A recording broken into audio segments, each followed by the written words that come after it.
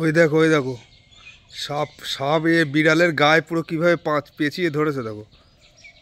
সাপ ওই দেখো পুরো বিড়াল নড়তে পারছে না, এই দেখো মুখে কামড়ে ধরেছে মনে হয়। পুরো পুরো কাঁধটা পুরো একদম জড়িয়ে পেঁচিয়ে কি অবস্থা করেছে দেখো।